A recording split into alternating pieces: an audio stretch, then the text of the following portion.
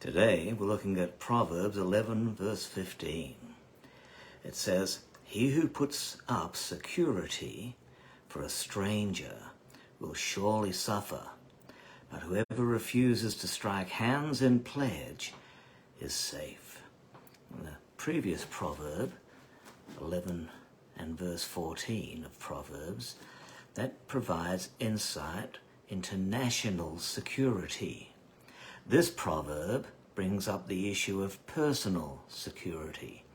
It's telling us that your personal security is your responsibility. Don't put your security in the hands of a stranger. Don't allow your life to become insecure. I've heard this proverb used as direction so somebody can avoid becoming another person's guarantor. I've heard of parents not being guarantors to help their children secure a house or back them in a business adventure. But it's not saying that parents can't support their children in this way. It's talking about not putting your money in the hands of a stranger, not putting your life, your security in the hands of a stranger. Of course, if it's your family members, if you support them and go guarantor on a loan for them, then you have to be willing to suffer the consequences should things go bad. If your son loses his job, or if interest rates keep rising, you might have to come out of retirement to help them meet their repayments. Otherwise, you also might find yourself homeless. Parental devotion to the family is often willing to take severe risks for the sake of their progeny. After all, parental life is all about securing the future of your dynasty. Caution is the key. Caution is the key when supporting family members. Don't allow your heart to cloud your judgment, because your future is at stake. In my early 20s, I learned this lesson well. My roommate, he was a good friend, he needed to buy a car. He was in a catch-22 situation because to get to work he needed his car, but a bank wouldn't finance a car because he'd not been working in a stable job for longer than 6 months. So he asked me if I'd be his guarantor, and I wanted to help him. I wanted to be his friend, so I agreed. He got me to be his guarantor, and he got his loan, and he got his car. It was a better car than mine, and everybody was happy. He was working, he paid his repayments loyally and truly. I never gave it a second thought, really. He was an honest guy. But 18 months later, I applied to the same bank for a loan, for a personal loan, for something that I needed to get. And upon application, my application was denied. And the reason that they gave was that I already had a debt against my name. It was my roommate's car. That had become my debt.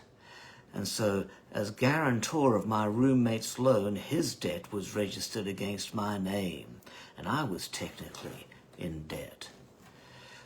So, I learned my lesson well. That's the risk you take when you go guarantor.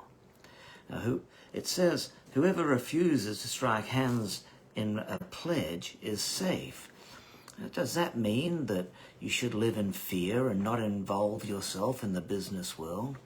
Is it telling the entrepreneur, is it telling the entrepreneur he can't roll the dice on some business venture? Well, no, it's not. Taking risks is the nature of the business world. People use this text to support their fear because they're afraid to go into business, or they're afraid to sign up on some property, or afraid of developing a partnership, or afraid of investing in a piece of land. Inside, they're afraid of doing one thing or the other. They're afraid of getting married or afraid of having children. And fear becomes their master. They're afraid of rejection. They're afraid of things going wrong. Don't be afraid. Get a contract. Don't shake on it. Don't shake on it. Get a contract. Because a contract is a legal document that lays out specifically what you get and what they get, tells you how to settle disputes, and covers every aspect if things should go wrong. Hebrews, the book of Hebrews states, the giving of an oath is the end to all strife. And Proverbs is not forbidding us the prospect of taking steps of faith. It's simply warning us, be clear, be wise.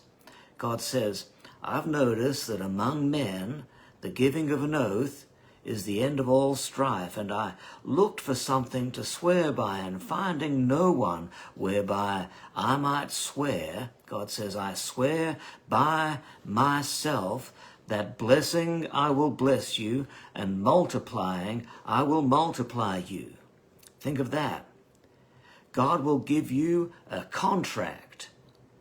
God himself will give you a contract, swearing by himself that he will bless you.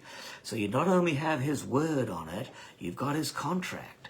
He says, I swear I'm going to bless you. Now, if God operates according to a contract, then so should we.